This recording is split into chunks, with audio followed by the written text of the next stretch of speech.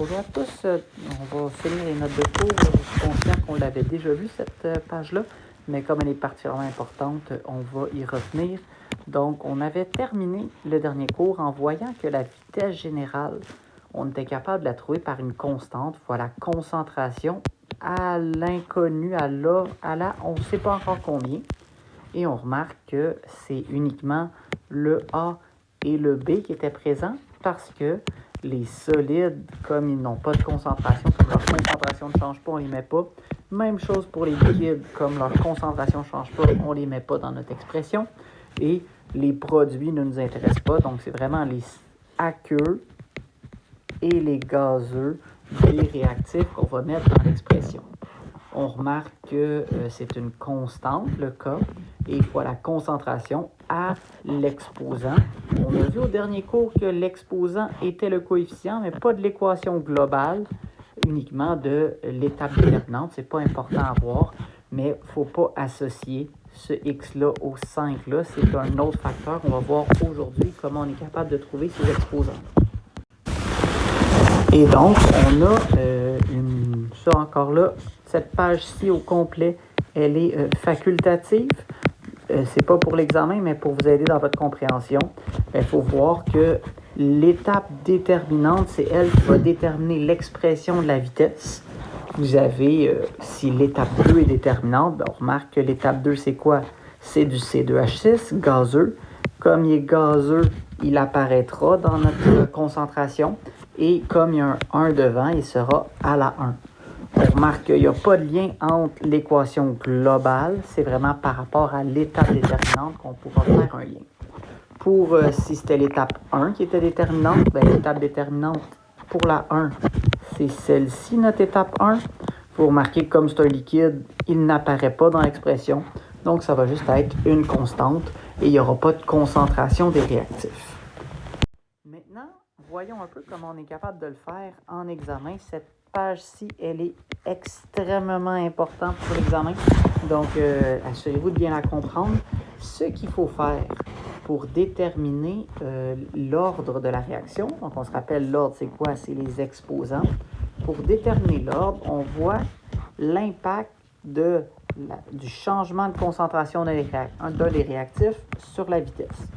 La première chose qu'on doit valider, c'est que on a notre deuxième réactif qui ne change pas.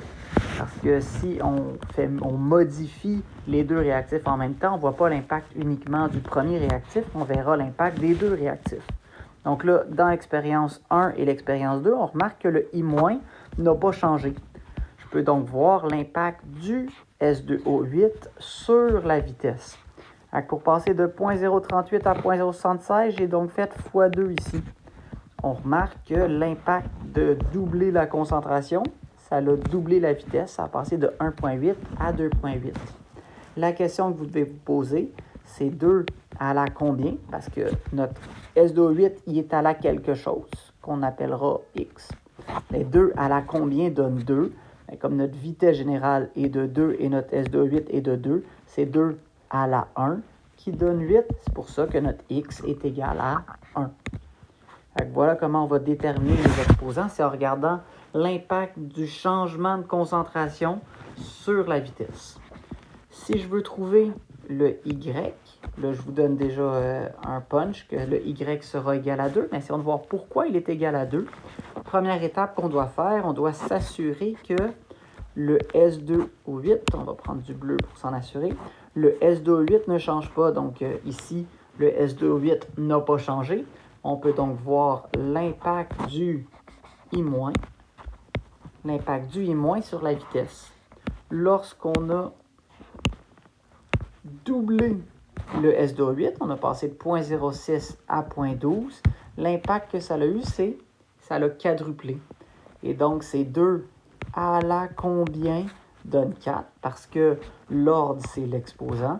Pour trouver cet ordre-là, on doit toujours dire le facteur de concentration à la combien donne notre facteur de vitesse. On remarque donc que c'est 2 à la 2. C'est pour ça qu'on a un ordre de 2. Donc voilà, c'est comme ça qu'on peut déterminer les ordres, les exposants dans notre expression de la vitesse générale. Après ça, on a une troisième variable qui est notre constante. On sait que la vitesse générale est égale à une constante fois le S2O8. Et c'est quoi cette constante-là? Bien, il faut la trouver. On peut prendre n'importe laquelle des expériences. Je vais prendre la première pour vous le démontrer, mais j'aurais pu choisir la deuxième ou la troisième. On sait que la vitesse générale, on voit que c'est 1,4 fois 10 à la moins 5. Ça, c'est notre vitesse générale. C'est égal à quoi?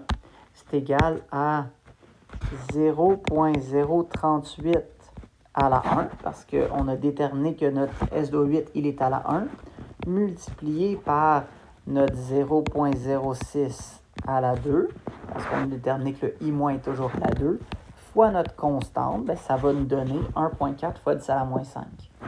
En isolant tout ça, c'est-à-dire en multipliant 1,4 fois 10 à la moins 5, divisé par 0,038, divisé par 0,06 à la 2, on obtient que notre K est de 0,1023. Et on peut même le valider. On peut l'essayer dans la deuxième expérience. Si je fais notre vitesse générale, là, je vais prendre les valeurs de la deuxième expérience ici. Donc, notre vitesse générale, on a dit que c'est 0,1023, la constante K, fois la concentration du S2O8, 0,076, et le S2O8, il est toujours à la 1, donc à la 1, multiplié par notre 0,06, et notre I- il est toujours à la 2, donc à la 2. Ça devrait, et en effet, c'est vrai, ça l'égale. Si on pitonne tout ça, ça nous donne 2,8 fois 10 à la moins 5, qui est la valeur qu'on avait ici. Donc, cette constante-là, elle est constante, peu importe c'est quoi les concentrations de S2O8 et de I-. Pour les unités, c'est pas très beau. Je vous en reparlerai dans la prochaine diapositive. Sachez que l'ordre global, qu'on reparlera à la prochaine diapositive, est de 3, parce que l'ordre, c'est la somme des exposants. Ainsi donc, il y a un petit tableau qui vous dit c'est quoi les unités de votre cas. Donc, les unités du cas, c'est quoi? Lorsqu'on était d'ordre 3, parce que c'est ça qu'on était dans la dernière expérience, on avait la somme des exposants qui était égale à 3. Bien, les unités, c'était des litres carrés par mol carré seconde. C'est pour ça que notre K était égal à 0,1023 litres 2 sur mol 2 secondes. Donc, voilà comment on a déterminé les unités de notre K. Et ça va être vrai tout le temps. On va additionner les exposants pour trouver l'ordre et ça va nous donner automatiquement, si c'était d'ordre 0, ça serait des mols par litre seconde. D'ordre 1, ça serait des 1 par seconde et ainsi de suite. Finalement, un beau petit problème pour vous assurer de comprendre. Assurez-vous de déterminer premièrement c'est quoi la vitesse générale est égale à K fois la concentration de A à la je ne sais pas combien. Je ne vais pas utiliser X parce que X est déjà utilisé. Je dirais donc à la petit a, à la concentration de B à la petit b. Encore là, je n'utiliserai pas le Y comme il est déjà là. Donc, on va déterminer nos trois inconnus, K, petit a et petit b. Et là, après ça, on va pouvoir trouver le X et le Y. J'ai déjà fait le corrigé de tout ça. Il est en ligne. Je vous le mettrai dans un second vidéo.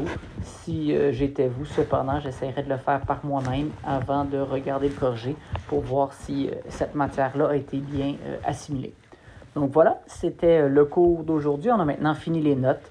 N'hésitez pas à me poser des questions s'il y a des choses qui n'étaient pas claires et ça me fera plaisir d'y répondre. Bonne chance à tous, bonne étude.